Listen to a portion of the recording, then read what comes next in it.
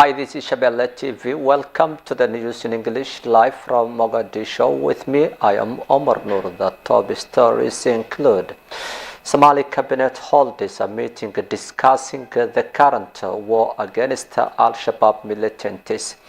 Somali military claims to have killed at least 49 Al-Shabaab members in a fresh operation in Lower Shabelle region.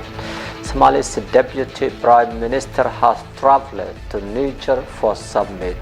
Somali president is expected to attend a summit in U.S., especially in Washington, between the U.S. President Joe Biden and the leaders of the African continent. The president of Galmudug state of Somalia has declared an all-out war against Al-Shabaab in his regional state.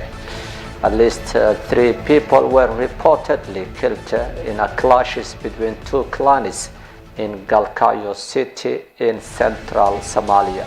Kenyan defense forces killed at least 12 Al-Shabaab members in Somalia operation.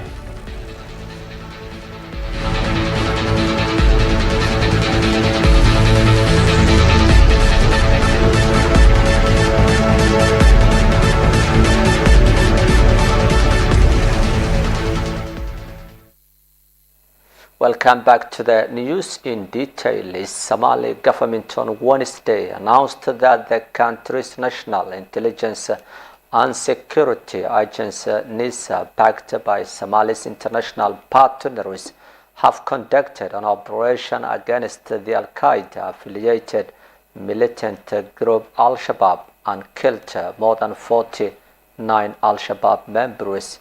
The operation was targeted Al-Shabaab terror group who was planning a conspiracy to attack the Somali people in the village of Bula Medina, located in Lower Shabelle region, said Somali's information ministry in a statement released on Wednesday.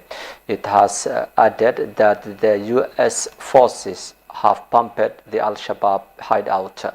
The ministry said the operation destroyed all terrorists' military equipment in the village of Ali Medina. According to the local officials in the region who spoke to the local media over the phone, said an airstrike was involved in the operation but didn't disclose which country helped them from the air during the operation by the Somali forces.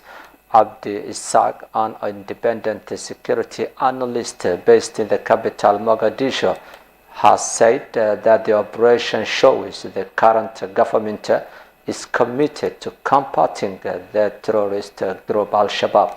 I believe the government is committed to end Al-Shabaab once for the entire country in the current operation in central and southern, he said during the interview.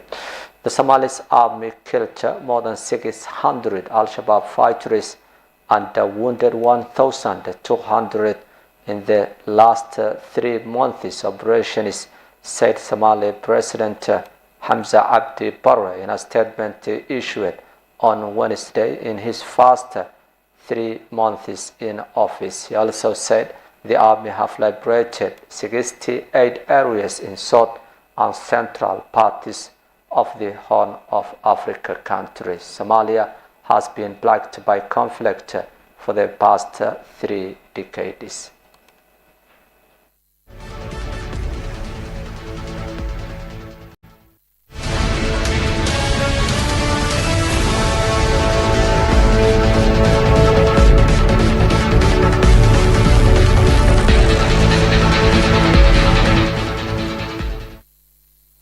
Somaliland President Muse Bihi Abdi has fired the Minister of Development and Investment of the breakaway region, Abdullahi Abdurrahman Arwe, and Attorney General of Somaliland Hassan Ahmed Aden. In a presidential decree issued on Thursday, President Muse Bihi Abdi has appointed Amina Ilmi Frid as the Minister of Investment in Somaliland. Abdurrahman Jama Hayyan Hore was appointed as the Attorney General of the region. The president didn't elaborate on why the minister and Attorney General were sacked from the office. However, it comes barely days after Somaliland opposition leaders declared they no longer recognize Muse Bihi Abdi as legitimate president of Somaliland after his term has ended in November 13th of this year. Muse Bihi Abdi was elected as president of the self-proclaimed Republic of Somaliland 5 years ago in 2017, and the election was scheduled to happen in this month. Somaliland has been facing electoral and political crisis since last month.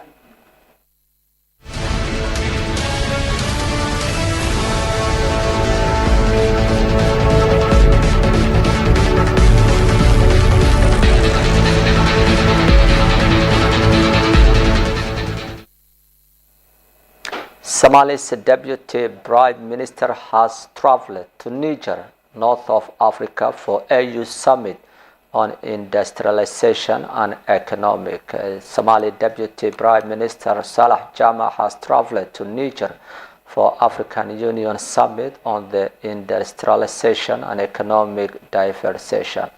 The meeting, which kicks off on Friday, will focus on the importance of the industrialization and economic transformation in Africa. The summit will culminate in the 15th and 17th of the session, extraordinary assembly of the African Union heads of state. The forum is convened under the theme Industrialization Africa Renewed Commitment toward this inclusive and sustainable industrialization and economic diversification. The first day of the summit coincided the commemoration of the African Industrialization Day, celebrated on 20th day of November annually. It provides an opportunity for the key stakeholders to reflect Africa's goals.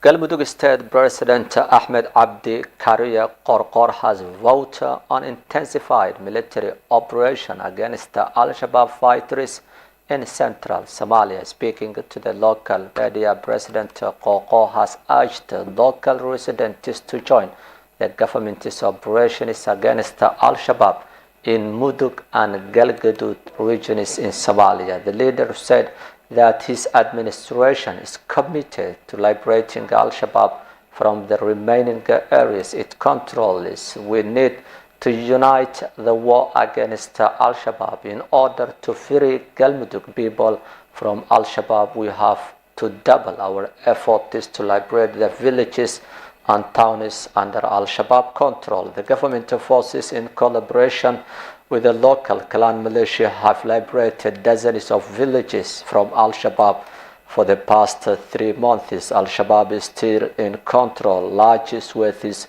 of territory in southern and central Somalia. The group also carries out deadly bombings in major towns, among them the capital Mogadishu, where it killed thousands of people.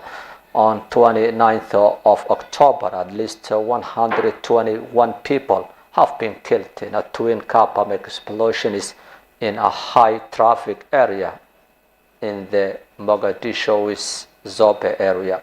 Al-Shabaab lost the control of the capital in 2011 after fierce fighting with the Somali forces backed by the African Union forces, AMISOM.